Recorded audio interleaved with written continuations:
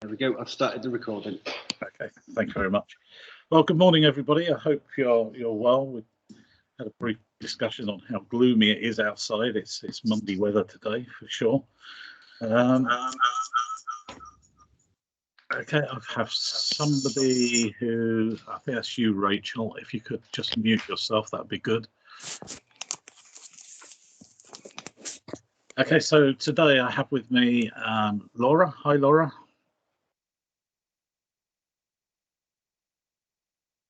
Laura's in a shed in Oxford. Yes. Okay, we have Kevin. Hi, Kevin. Hello there, guys.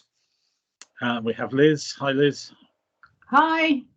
And we have Gareth. Hi, Gareth. Good afternoon. Yeah, Naomi can't be with us today, so she's off doing something else, training, I think, and some other stuff. Anyway, we've got a few things to cover off today. So as normal, if anybody wants to join in the conversation, if anybody's new to these, just electronically raise your hand and we'll bring you in. You can join in or ask questions or just shout abuse, whichever you want to do. And that's it, really. So let's move on. So we've got just a few things. Social insecurity, which Liz kindly put across the WhatsApp group, is a really interesting read. So I think we'll have some discussion around some of the elements in there, particularly in relation to the fact that last week we were discussing cost of living and all of those things, and you wanted to discuss more of that, and maybe this will help us sort of think about some of the things we might want to do. I've got a legal case that I will just cover off quickly with you, and we'll start off as normal with you, Kevin, and your council tax and business rates update. Well, I would suggest that council tax is, I wouldn't say quiet, but as quiet as things can be in today's current turmoil. Obviously, there's issues in respect of collecting money. Breathing space hasn't really impacted to any great degree from what I hear in local government.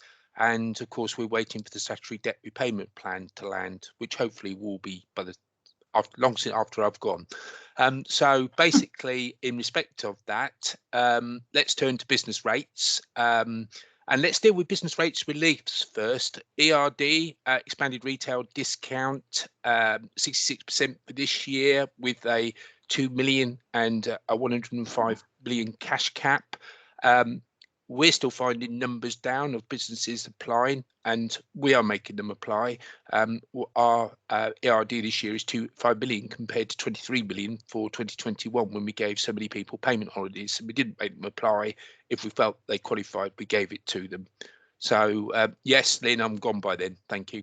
But basically, we've got the COVID Additional Relief Fund, CARF.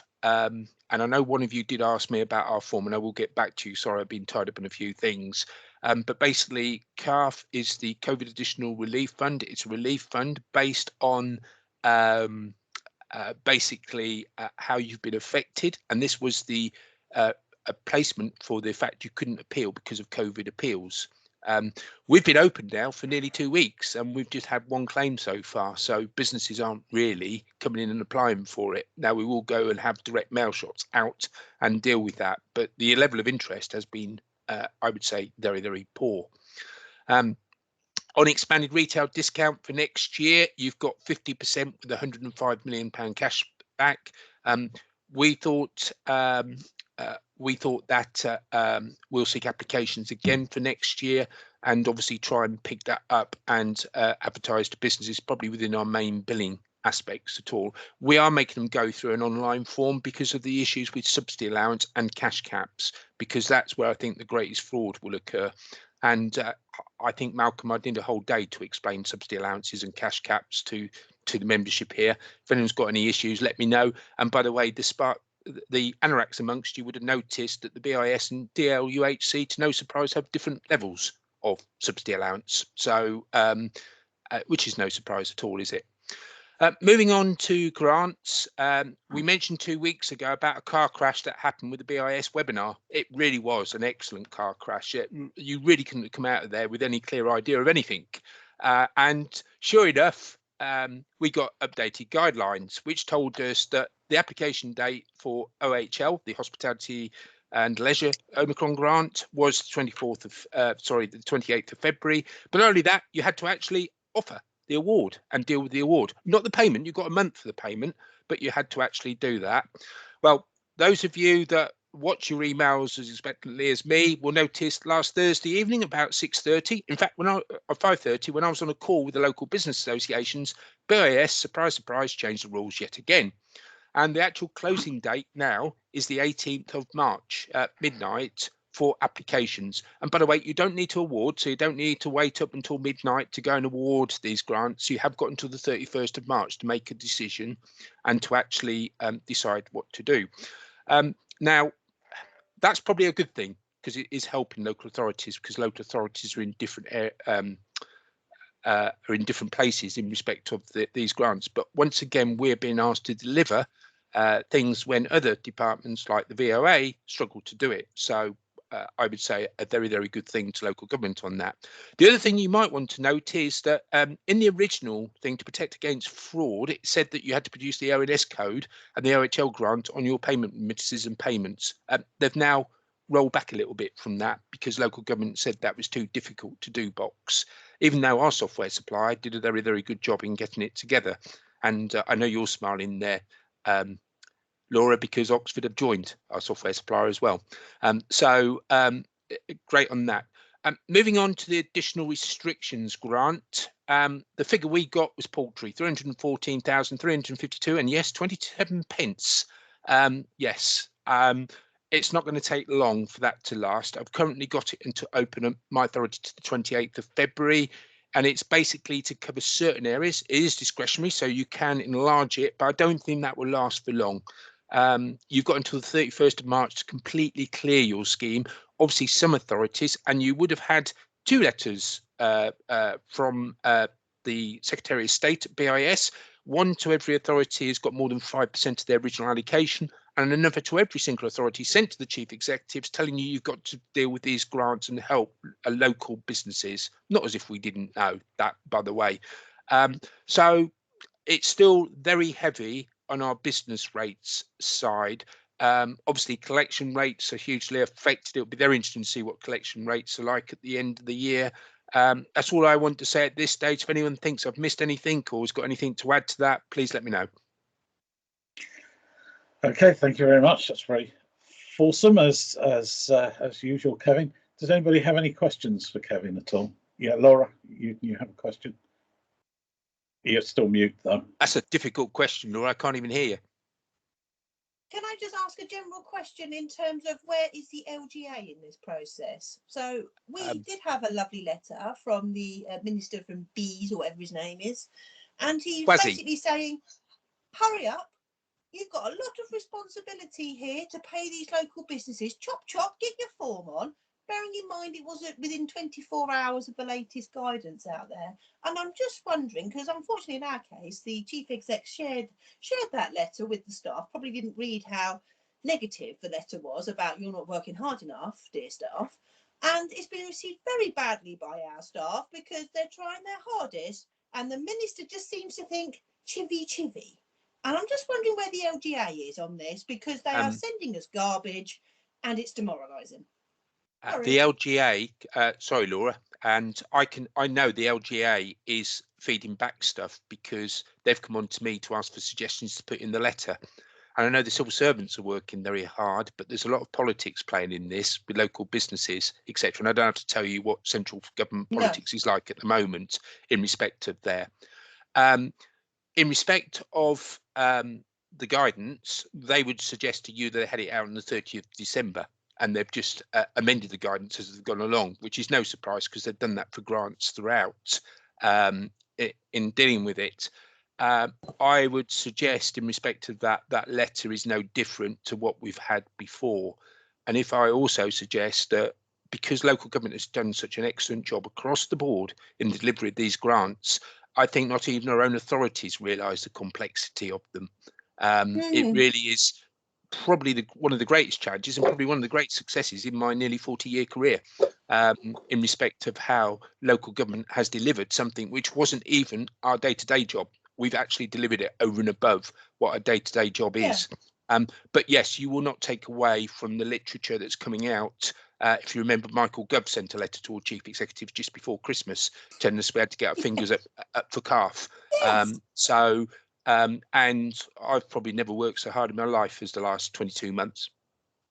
And I think, Kevin, Oxford can be no different to any other council, but where we went wrong was obviously they just went out to all Revs and Ben staff, and for an hour I dealt with the fallout. You know, and you just think, seriously, mate, we're all working hard. The tone. I think the only thing missing in local government compared to central government is that our working parties don't involve wine and cheese. So our working meetings. True. So perhaps that's something we need to add to our working meetings. But I seem to remember Sir Eric Pickles got rid of even tea and biscuits and made us drink water. He did. So yes, it seems to be a different world. And Tammy said there wasn't even a thank you. I'll stop moaning now. Sorry. To be fair, the civil servants, if you notice, each time they do one of these car crash webinars, they do say thank you and they do appreciate the efforts. But I don't think that is included in. I don't think that is included. And talking separately to the civil servants, and I know quite a few of them now, I think they are appreciative. But unfortunately, the messages that come out have to come out from the government. So they don't all. And I know they've gone with guidance and suggestions for things to go out, and they've been changed even after they've spoken to us. So I think it's a very, very political world at the moment, and probably even locally as well as nationally. Okay, Jake, are there any other people who want to ask a question from Kevin? We don't have any. There's no questions at the moment. There's just Tammy rather angrily explaining that there was no thank you, as Kevin picked up. Okay. All right. Okay. Can I just ask Tammy, has her authority thanked her? Yeah, they have done. Yeah. Yes, that's good, because in a lot of authorities they haven't. Okay, and then you wanted to say something. Yeah, I've just put something in the chat actually, because whilst we were talking, I was looking at the website for the business blah blah blah innovation and skills people, and I was going to say to Kevin, what does this mean? Because I'm reading it, because this is on there for businesses to read, and It's saying that they've got small amounts of financial assistance. You're allowed up to 335,000. Right. There's three main levels. An original allowance that gave you, I think, 335,000 over a 3-year period. They then topped it up, and forgive me if I haven't got the amounts totally right. Fine. A 1.6 million, which was a further allowance. And then for COVID, they gave you an extra 9 million. I believe the LUHC have called that 10 million, by the way. So for their CARF scheme, it's slightly different. And basically, that's the amount of grant and relief and everything else and that you can have across England. It doesn't cover Scotland. It doesn't cover Wales. It doesn't cover Ireland. And basically, you're not allowed to go over it. Now, how do local authorities police that? Well, it's impossible. And probably isn't such a factor now. You're talking about 9 or 10 million pounds. And please note, to do the 9 or 10 million, you have to actually go through accounts and check and meet certain parameters. So it is quite involved. Now, on expanded retail, they've got the cash cap, which covers expanded retail discount, which is subtly different. So basically, a business, and you've got to tell them, isn't allowed to go over those allowances. And basically what this replaced was the former state aid. We have come out of the EU, but have we? I just asked the question. Right, thanks, Kevin. But it just, because this page is, the whole of the page was designed for guidance to businesses. So I'm sort of thinking, are those businesses expecting to get 335,000? I'm not sure what they've got, but if you think about it, in England, how many authorities there are? And if you've got a shop in virtually every authority, could you get it? You might be able to get it. I've got you. If it's a local shop, probably no. But if it was a national chain, probably yes. And Right. we have actually seen leading national chains try and defraud us out of grants. There is one pub chain that we actually did go to BIS and pointed it out to them in respect of it. Now, the chances are that will probably not happen now because of the higher levels, and I think more have got savvy of it. But it's not just a question of awarding these grants and these reliefs. It's also applying the subsidy rules and the cash caps and everything else, which I think picks up my complexity of this has gone far beyond anything that ever had before. And has it been recognised in authorities? I think not. Thanks, Kevin. That's sort of made a little bit of sense of it. Yeah, if you want to discuss it more, you know where I am. Well, for a few more Of months. course, yeah. Oh, you've actually got a date for going, have you? I haven't been confirmed by the authority, but I've asked for the 31st of October. Oh, wow. Okay, thanks, Kevin. Yeah, thank you. So 31st of October will be party night. Liz. Wine and cheese, and I'm going to be careful on the email invites. Liz, you have a question. It's Halloween, Kevin. That's a good time to go then, isn't it? It's not really a question as such about what Kevin was saying specifically. It was more almost, I suppose, a recognition of everything that Kevin's been talking about over the last couple of months about the complexity and how long this is going to last, how long these calls on local authorities to perform basically miracles is going to go on. I mean, it strikes me that certainly that, you know, business rates and everything that surrounds it are very unlikely to return to their norm for a long time yet. I think that's a very good point, Liz. If I may, Malcolm, just come on again. Basically, it's not just about the paying of the grants, because my authority thought once the payment of the grants was over, what they didn't see coming was the reconciliations. And trust me, I've worked with the Audit Commission and the reconciliations have been a nightmare. Now, I'm slightly fortunate because I've worked with BIS and they're doing the post assurance work directly from our system, which saves me an awful lot of time. But if you notice, when the guidance came out, I'm very sad, Laura, I will admit that, but Para 59 just contradicted itself because it said you had to use Spotlight. And I did actually go back to them and say, well, you've previously said you can use alternative tools that are probably even better than Spotlight. And they said, yes, we have done that. We just didn't manage to update that particular sentence. I say again, the amount of work that has gone on in local government during the last 22 months has been absolutely endless. And I pay testament to the work across the board in Rebs and Bens, and you take test and trace payments as well, and the impact of that. And it's not just a question of the payments, it's a question of the back work you've had to do, the administration you've had to do, the setting up of schemes, the setting up of forms, for something that wasn't even in our day job before this all happened. And they gave it to Rebs and Bens because basically they can deliver. But I think we've done it so well that local authorities just don't appreciate what's been involved, whether it be subsidy allowance, whether it be other things as well. And I would say that you've done a fantastic job. Okay, thank you very much, Kevin. We'll move on now. I just want to briefly have a look at a legal case from last week, which is the one, I suppose you probably all noted it, but it's now the fourth victory in a 6-year battle between two disabled men and the DWP, and that's seen a pretty tough judgment being handed down, and the likely cost to the DWP will be around about 150 million. Now, the two men, known as TP and AR, began their legal challenge in 2016, arguing that the deduction that was being made by the DWP was discriminatory and had caused them serious hardship. Now, despite the rulings in the pair's favour, of course, the DWP has been fighting this on and refused to compensate their full monthly loss. Instead, they offered them just £120. In the judgment, Justice Holgate found that Secretary of State had been unable to show an objective and reasonable justification for her differential treatment of people in TP and AR's position. And that's pretty damning, isn't it, Gareth? Yeah, it's very damning. I mean, what they actually did was they allowed them transitional protection for the SDP, but not for the enhanced disability premium. And nobody could understand why. And the judge certainly couldn't understand why. Yeah, it's always a difficult one to carry on fighting on.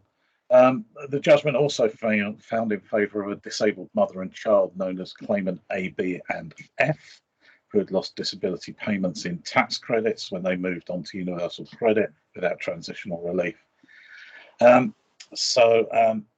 They had, as the judge said, suffered discrimination manifestly without reasonable foundation, which again is pretty damning as they come. Particularly that the government had promised that nobody would be worse off when they'd been moved on to the benefit under the kind of the managed migration proposals, and this got some impact on those, I think. Yeah, so I expect here that we're going to see some changes coming through. Are we, Laura? That's going to affect workloads. You expect to see the changes starting to filter through.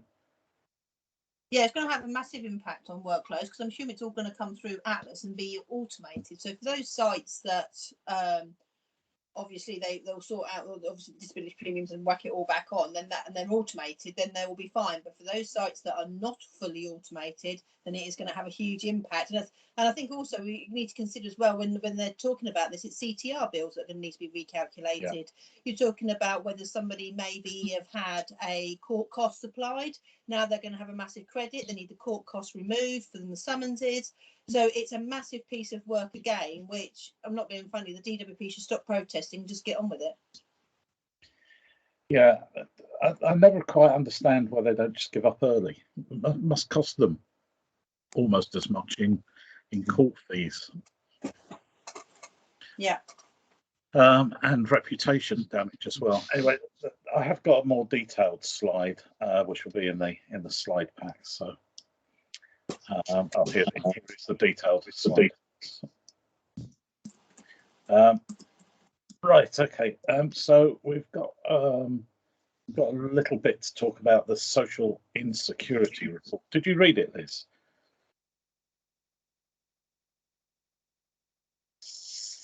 Some of it. Well, actually, I was invited to a webinar about it. And right. Unfortunately, though, I was only there for the, shall we say, the preamble. But I noted that there was a report coming out. There's another one coming out today, and I can't remember who from, because it's an odd one on much the same thing. Yeah, and there's been the simple answer is embarrassment, but no. Okay, but you saw the movie, which is the.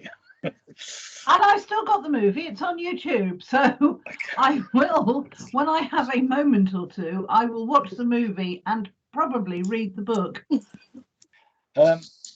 Yeah, I mean, it is a fascinating report, and there's probably quite a bit on here that we may well have already known. But I thought it was worth just popping through some of the stuff and having a bit of a discussion about it, because it is really begging the question, how prepared are we for supporting working age people? And actually, like quite a lot of stuff that comes out of the Resolution Foundation, it takes a slightly different view, a more sort of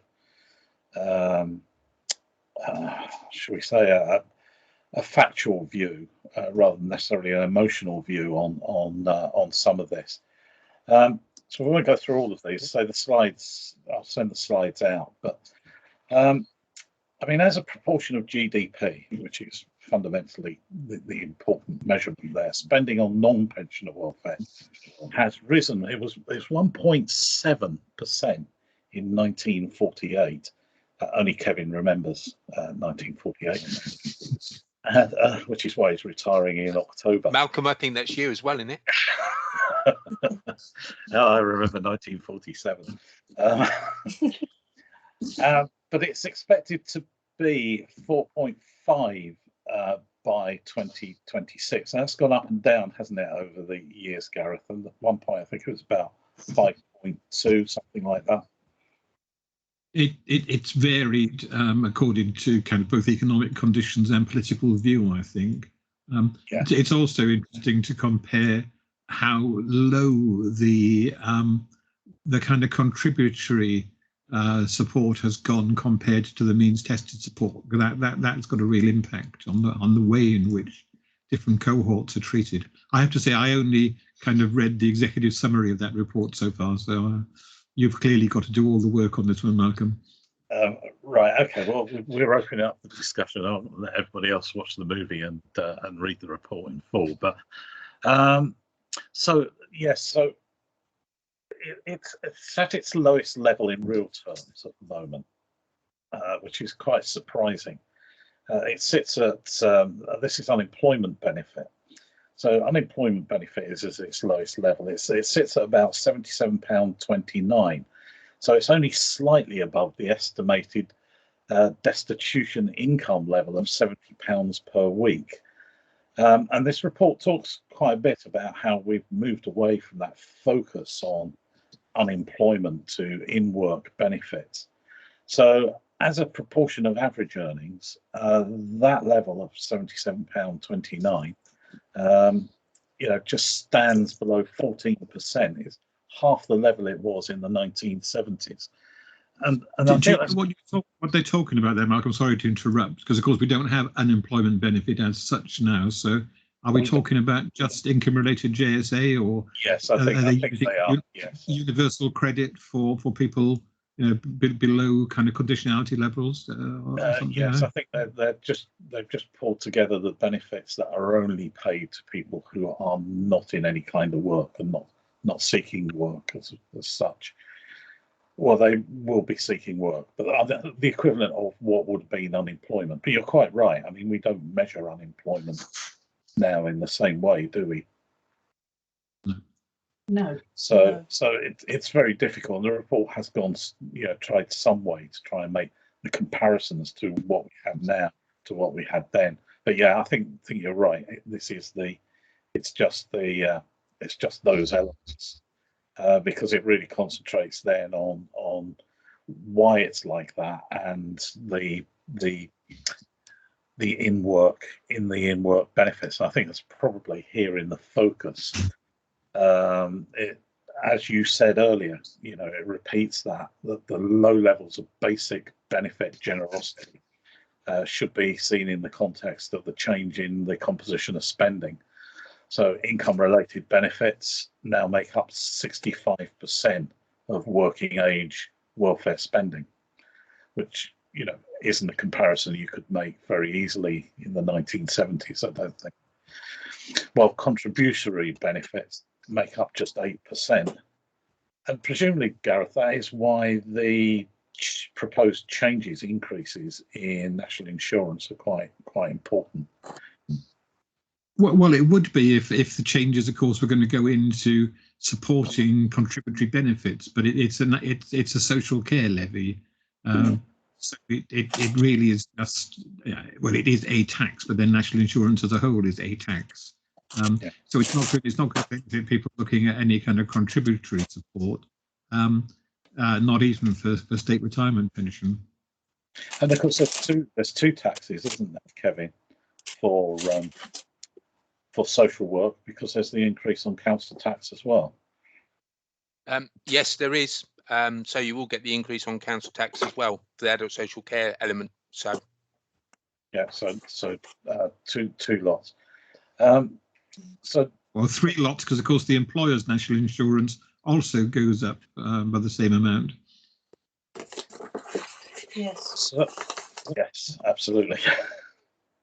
Yeah. So instead, this focus has been on spending social security on those with extra needs, so unavoidable costs such as parents, those facing high housing costs, and those who are long-term sick or have disabilities. So it's the change of focus.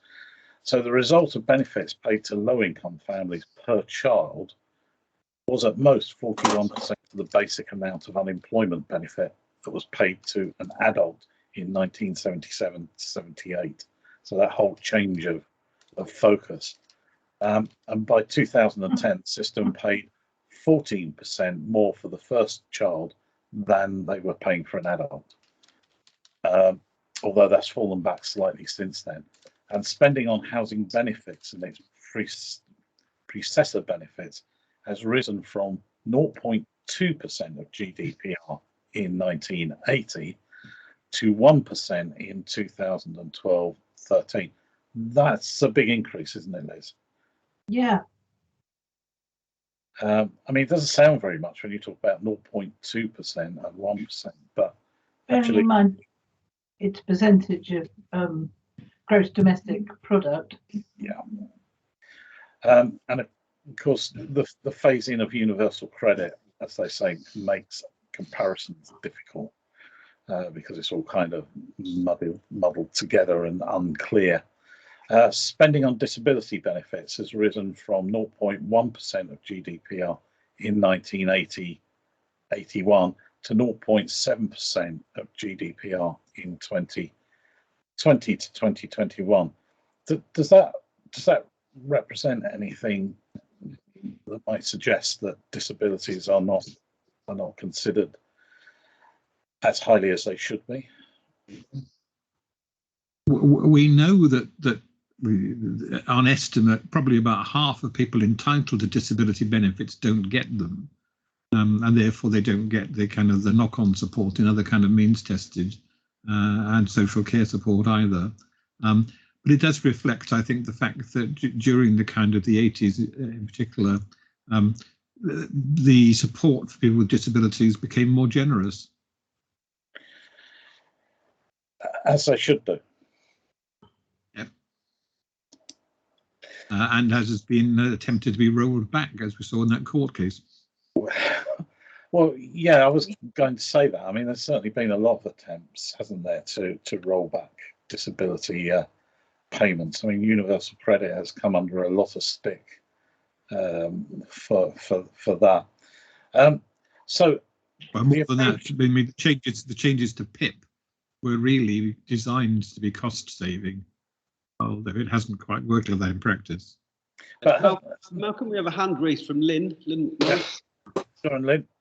I just think the whole disability thing and the downward sort of like slope for people with disabilities really goes back to when it all changed to ESA, and when the everybody had to go for their assessments to, I don't know who it was at the time, it was various people that they used to do the medical assessments, wasn't it? And they just got it wrong, completely wrong, and I think it's been a downward slope since then, to be honest. And that was under Gordon Brown, was it not? I don't remember. Yeah, I mean, there were some fundamental differences in the way that the assessments were designed. Yes, it moved to being a functional assessment rather than an assessment of disability, yes. and that really has some quite complex effects. Was that as a result of the fact that Margaret Thatcher's government moved so many people onto long-term disabilities to get them off what was then the unemployment register? And that was Geoffrey Howe's clever thinking, wasn't it? Yes. And Gordon Brown did the same kind of thing with tax credits. A lot of the effect of tax credits was, of course, to move the expenditure from being a social security payment out to actually being a reduction in taxation, because you treated the tax credit as being a reduction in tax rather than a spend. And then the tax office couldn't manage it. Yeah. Liz. Oh, yes, I was just going to say, do we think that the proposal to roll PIP into universal credit is another way of, shall we say, muddying the waters? I agree with that, Liz. I don't think they're proposing to roll it in. They're proposing to kind of bring some more consistency to the assessment, as far as I know. But then we've just been talking about the fact that the assessments have never had any consistency. Yeah. So I say again, is it an attempt to muddy the waters? I don't think anybody's suggesting they're means testing PIP. At least they may be suggesting it, but it hasn't been suggested publicly. Oh yes, that's true. Yet, I think the other thing that with that the disability benefits is that a lot of people who had to make reapplications for ESA were very vulnerable people who had no support, and that sort of like brought the budget, you know, brought the spend down, because there were people, because they filled out their forms, yes, I can dress myself and I can boil an egg and heat up a tin of beans, without going into all the other bits and pieces that really meant that they were and should be considered disabled. I also think there was another emphasis on that, which is even if you said you couldn't boil an egg, or you could boil an egg, a lot of people, as part of their applications, said, yes, I can boil an egg, but my hand shakes, I spill the water, you know, I do this, I do that. It's not just about the action, it's about what the complications of the action. And that was totally missed in a lot of assessments. Absolutely. Yeah.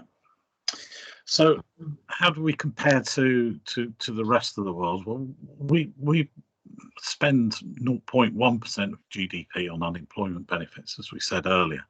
That's lower than nearly all the other OECD countries. However, we do spend 1.3% of GDP on housing benefits in kind, and that's the highest rate in the OECD. And we spend 21% of GDP on family cash benefits. That's the second highest rate in the OECD. So the view of the report is the current system owes much to past decisions to break any link between benefits and earnings, which of course I thought was the very point of universal credit, was it not? Was to re-establish that kind of link, but we seem to have wandered further away from that. And the report says that the current system is almost unrecognisable to the one created by Beveridge in the mid-20th century, or to the principles that shaped Beveridge's plans back at that time. So different times, different ideologies, different needs. And you have to recognise that Beveridge got it fundamentally wrong. I mean, yeah, he was right in terms of his identification of the three wants, but he had this belief that national insurance would be enough, and that the national assistance, kind of the safety net, would wither away. And he's been completely disproven on that. But he was right also in identifying housing and disability as being real problem areas. Housing because of hugely varying costs in different areas, and disability because of hugely varying needs. Yes, and given that he was a eugenicist, he might have come up with some different solutions, mightn't he? Right, so I think I've got slightly out of sync here. Let's go to the barriers. So so the three key policy choices that have noticeably shaped the working age social security system, they say, is the erosion of the contributory principle, which is what you were saying earlier, Gareth, the decisions to uprate working age benefits in line with consumer prices at best, which means that benefit rates are usually falling behind average incomes, and the targeting support for extra costs towards lower income families. Laura, do you agree with that? Well, I know I'm a bit controversial here if I'm going to say something, and that's so unlike me, but I think we also need to think about medical advancement as well, because people live longer, you're more likely to be on a disability benefit for longer periods. And I do think the way that possibly the NHS has been under some severe pressure for these last 2 years, we're going to have impact probably for the next, I would suggest 3, maybe 4 years onwards as well. So I do think that although where you're obviously comparing from what's happened in the 80s to now, I think when you look at medical advancement, sometimes when we've done medical miracles, as I would say, it's actually costing the taxpayer more on a long term. And please don't take that the wrong way. I'm not saying I'm against it, but that's the outcome of medical advancement. I think that's absolutely right. Yeah, I mean, people with disabilities survive who wouldn't, and survive for much longer. And there's a consequential kind of expense to both health support and financial support. Another interesting report, though, that did come out on your point too about uprating by CPI I think it was Resolution Foundation last week, came out with a really interesting report that generated a kind of different index for poorer people and to demonstrate how much you should be uprating benefits by. Were those numbers scary, Gareth? Yeah, they were, because they're a lot higher than CPI. Yeah, absolutely. And that's part of the problem, isn't it? Once you start to get the gaps, whatever you use, they just get wider and wider and wider over a period of time. As most women will know, as a result of discrimination in wages. That kept you all quiet. Yes. Although I'm right in thinking, aren't I, going back years and years and years, that it hasn't always been uprated by CPI. No. The benefits were originally uprated by whatever the other one is, which I can't remember now. RPI, yes, Retail Price Index, yes. Yeah, and that link was broken when? George Osborne, was it not? 6 years ago? 6 years ago, yeah. It was an Osborne. It was an Osborne thing because it was cheaper. Well, obviously, yes, which is part of its big benefit. Well, it doesn't take into account housing costs, does it? The CPI. No, George Osborne. It's every now and again. I tell you what, Malcolm, he's the one who wouldn't be at the party. Well, he certainly wouldn't bring his own bottle, would he? Too busy looking after his new baby, I imagine. I thought it was a working meeting, not a party. Come on, get it right. Sorry. It's a working party. Well, as you know, Kevin, we older people, we forget these nuances. Nuances. What would Eric Pickles be saying? I asked myself. Is he still alive? I believe he is. Yes. Yeah. Right. Okay. Right. So moving on. It kind of says thus. So we now have low amounts of basic income support. Instead, we have additional discretionary support covering extra costs for housing, children, and ill health. And I guess probably a lot of the stuff that we've been talking about, especially through COVID, is that direction towards some kind of discretionary help for every kind of eventuality seems to be the order of the day. Does it not? I think what you mustn't underestimate is the fact that discretion is not meant to be discretionary, but the way in which the effect of things like the two-child limit and the benefits cap operates is that in fact it becomes kind of targeted discretion, the deserving and the undeserving in practice. I've just done the first run of our future benefits model for 2022-2023, and it's really interesting looking at the way that under the I could share the screen because I've got it on my other screen.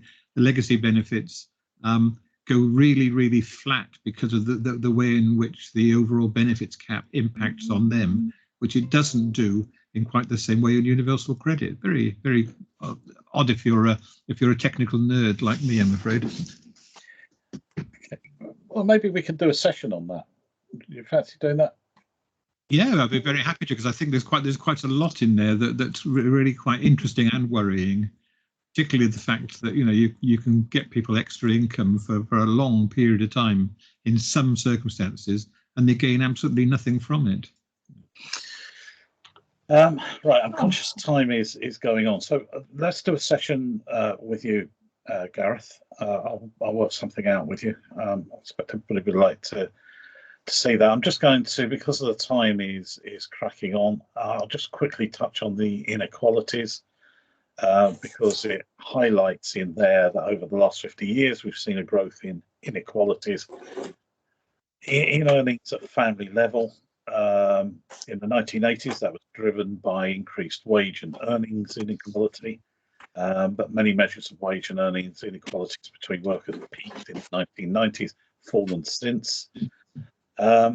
So it's talking about 90-10 ratios for hourly wages and weekly earnings in 2019, almost identical to their levels in 1968.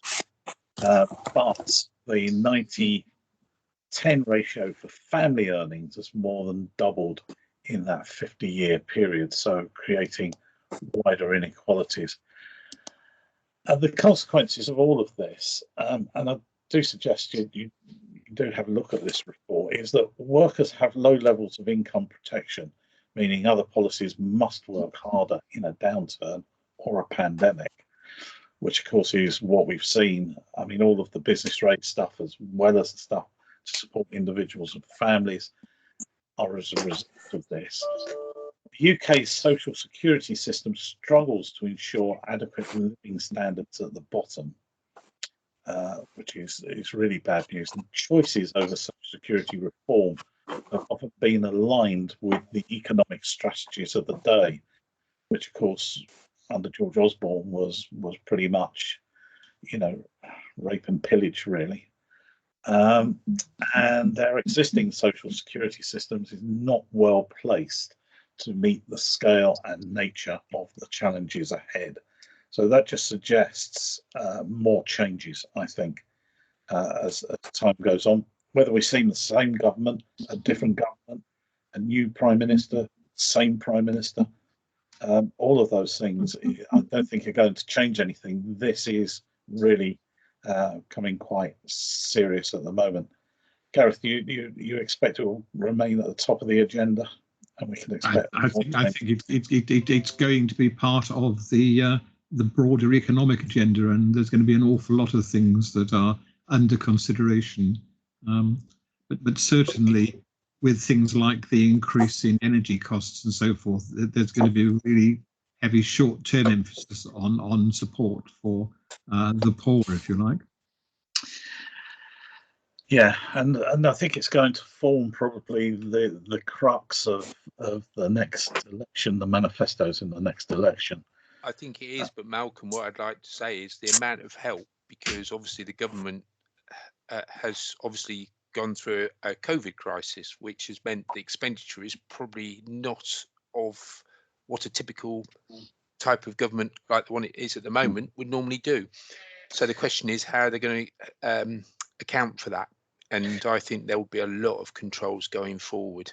But yes, I think there will be an election sort of offering coming up soon. Well, it runs straight in, doesn't it, to the levelling up agenda, whatever that may or may not be. Well, no one's yet explained what the levelling up agenda means. And well, it doesn't mean more buses in the north. It does. Well, we've tried to get that out of Mr. Gov, but he hasn't been too forthcoming yet. So, what does levelling up mean? We've got a new department, but what does it mean? According to the Guardian today, it's actually levelling down. The north is staying where it was, and the southeast is getting lower. So, well, I rest my case then, Gareth. Okay, yeah, and I noticed that the agenda for more buses and spending more money in the bus services as part of the levelling up agreement has now been pushed into the long grass as well. So there we go. Right, okay. On that basis, because we have overrun quite a bit, and can I thank everybody for staying on for so long? Yes, I'll just start to close off now. Thank everybody for coming on. Can I thank Laura and for Gareth for your input, and also Liz and Kevin and Lynn and anybody else who has chipped in today. And I'll see you all next week. Don't forget to let me know if there's something else you want to discuss, or what you want to discuss or want to include. And you can do that through the WhatsApp group or by emailing me. Perhaps a meeting on refreshments required for working meetings. Yeah. I'll put my bid in for Jaffa cakes. Well, we could always drink that bottle of wine you found in your garage, Kevin. Oh, champagne as well. Champagne, yes. Yes. Or you can drink it and we'll watch you. Yeah, I was going to say, I'd be interested to see you. I've got enough for a party. Oh, sorry, working meeting. I've got enough for a working meeting anyway. A small working meeting. I can already see Liz smiling. Thank you, everyone. Okay. Cheers. Thank you. All. Okay. Cheers. Bye. Bye. Cheers. Bye. Bye. Oh, not again.